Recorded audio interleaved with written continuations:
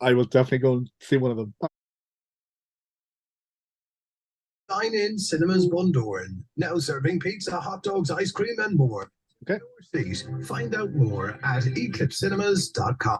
It is my favorite time of any time that I'm on the radio that I get to talk to my good friend Collie. How are you? Well, I'm impressed that you're making a comeback with such a blatant lie. Are you applying? Are you applying for a certain post in a national broadcaster by any chance? Stop. Is Moving is on. that Moving is on. that part of your? But I am delighted to be back on with this, Shane, and all the more delighted that I know we'll get to what we think of it in a minute. But today's big movie, I know you've seen first, and I want to explain to you why.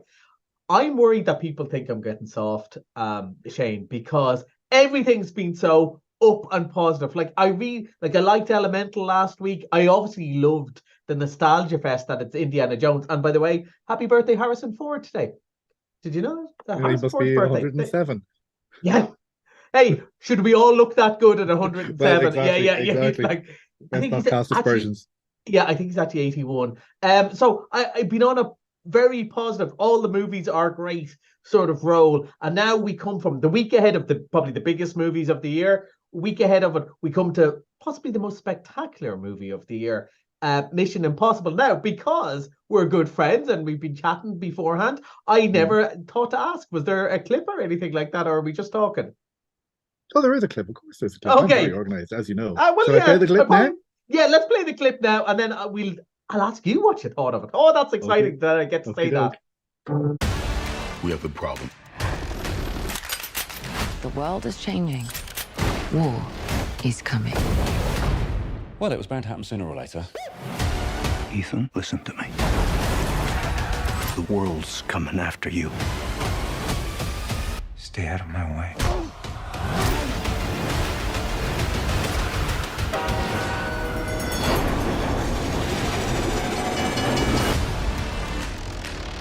Yeah. Away he goes. And what was funny is you were saying there while the Clippers playing, you kind of said, "Oh, I had to go for a few bits, find the right clip with a bit of dialogue in it," which is kind of ironic because let's face it, the last thing you talk about coming out of this movie is the dialogue, and that's not that the dialogue is bad. It's smarter than a lot of other big action movies or anything like that. Like I believe you recently went to see Fast and Furious as well. Let's face I it, did. the dialogue there in that one Yes. ain't great to say the least, but it is all about the spectacular events. And look, I feel like it's a repeat of when you and Holiday covered last year and we were talking about Top Gun, a movie both of us loved. We were talking about it's all about what Tom Cruise is willing to do to make these movies a more cinematic scene, that they had the cameras in the plane with them, that everything felt real. And that's what it is again in this one, isn't it? You know, okay, Absolutely. I know there's a safety rope and they've CGI'd out the safety rope, but it's still Tom Cruise on the side of a cliff. It's still Tom Cruise parachuting. It's still Tom Cruise in the fight scenes. It's Tom Cruise driving the car down the cliff, down the steps. And like it does make a difference, doesn't it, Shane? It just feels that Absolutely. more real. Definitely, definitely. And just to say Mission Impossible Dead Reckoning Part 1 is obviously what we're talking about because we Yeah. didn't mention it there. But yeah, I really, really, really enjoyed it. I thought it was a little bit slow to start off with, and I thought, oh my God, but it absolutely delivered 150%. And Yeah. I spent Tuesday evening then going through YouTube and seeing videos about how they did this and how they did that. The spectacular stunt at the end, which I think is the biggest stunt has been ever performed Yeah. in movie Yeah. history or something. I don't know whether to say to people to watch the YouTube videos first. I went into this movie not having seen anything, not even having seen a trailer. I just knew I wanted to see it. And I think that's probably the best thing to do and go and watch the behind the scenes stuff afterwards. I think so too, but I can also tell you I had seen that clip beforehand. I'd seen it a couple of times, Of course. and the stunt still worked for me. That's how good. So you were going in, wow, wasn't expecting that, and I was sitting there going, "Go on, do it, do it, do it." I'm waiting for you to do it, and then he did it. And went, "Oh, that wasn't disappointing at all." But then it's funny you should say about it building off slow. I think that probably is true, but I think that's on purpose because they wanted to ramp up the tension each step. They didn't want to go bash and then you're bored, and then bash and then you're bored. It's all about getting tenser and tenser and tenser.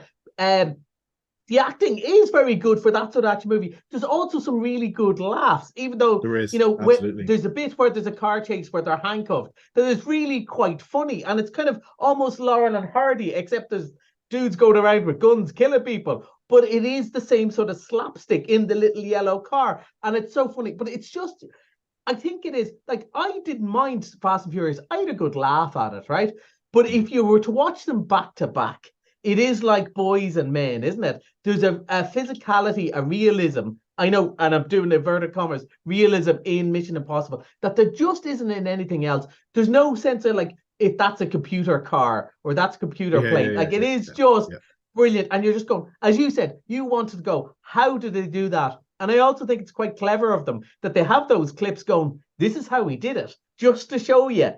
Really good. And what's funny about that greatest stunt, it is the greatest stunt, but because it's a movie, they had to do it 6 times. It's not just that they did it once off. Tom Cruise goes, you didn't get all the angles? I'll do it again. I'm not sure I want him driving me, but man, I could watch him drive stuff all the time. I thought it's 100%. Tremendous fun. And Shane, would you agree with this? I don't know how many of the other ones you saw. Few people said to me, "Oh, I can't remember what happened in the last one, or I haven't seen them all." Doesn't matter, does it? Doesn't matter. No, you're just going for the events and the cool actors, and it's very glamorous as well. There's loads of brilliant locations, and then sooner or later, bang! It's great fun. Speaking of locations, because I'd only seen Fast X the week before, so Rome is in this one, and Rome is in Fast X. Poor old Rome is just getting destroyed altogether. It's in ruins. I wanted to mention the budget that they spent on candles in one particular scene. Oh, it was amazing, yeah. And the train line through the Austrian Alps, beautiful, even though it was filmed in Norway. And the Orient Express bit at the end, it's just slight nod to Back to the Future 3, and that's all I'm going to say.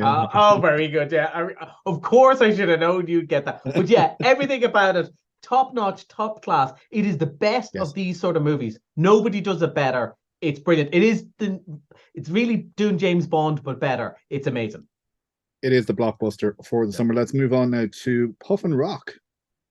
Okay, so this will be one, as two men who don't have small children or any children, in fact, just in case they're starting a rumor there, we might be less familiar with this, but our great friend Richard Gillespie, for example, informed me this is a big favourite in their house because Chris O'Dowd it does the TV show. I think it's on Netflix, and it's for little people. But apparently, it's one of the few movies that is for little people that doesn't drive the big people absolutely insane. It's very calm. It's very lovely, friendly, huggy, and they're getting their big movie. And of course, it's one of those when I put the ad up on the cinema website, going, "Oh, Puffin Rock is going." I doubt anyone's heard of that. Suddenly, you see all the parents going, "Oh, thank God, we can bring the kids to this and actually not go mad ourselves. We don't need headphones." So this is very much maybe toddlers, 4-year-olds for the first trip to the cinema. It's just perfect. It's only about 70 minutes long. Just the lovely length.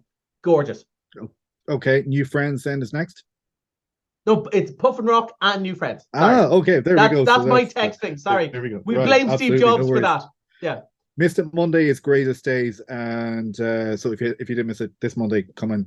Very quickly, want to talk about Caitlyn's movie called Under the Kitchen Sink, which is screening this weekend.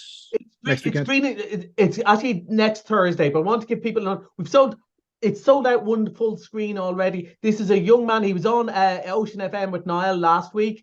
It's a young man who had a horrific accident when he was a kid. Lots of people probably would know of him because he was on the Temple Street documentary, young Badoran man who really has, it's amazing what he's been through. And it's even more amazing that he's such a wonderful young man and he's made a documentary of his own. And it's so brilliant to be able to show this in his hometown. And a lot of people are asking about it. So we put on another screening next Thursday night. It's going to be a big thing, but it's lovely to be able to do something for the community. Blockbusters are brilliant, Shane. You and I love them, but the only thing that's better than that is doing something for the local area. It's what Ocean FM is all about, and it's what we're all about, and I think it's brilliant. Nice one. That is called Under the Kitchen Sink, and more details on the website on that. And then just very quickly, because we've got about 40 seconds left, let's throw ahead to Barbie and Oppenheimer. Barbenheimer Day. It's going to be the biggest day ever. Which do you see first? I'm feeling like you have to see Oppenheimer first because it's all serious and about, nuclear war, and you'd need Barbie afterwards after that series. There's like the idea that you know, they're trying to go, oh, which one are you? Are you a Barbie or Oppenheimer person? Whereas anyone with any taste is going, I want to see both. Both have, I don't know if you've seen, both got their premieres in the last 2 nights in London. Both have got rave reviews. Both brilliant, very different sort of movies. Cillian Murphy, never better. Apparently, Ryan Gosling as Kane is so funny. It looks amazing. Can't wait to see it. You have to go next week, Shane. Brilliant. Which one are you going to see first? I will definitely go and see one of them. All right. Thank you. Yeah. Talk to you next week.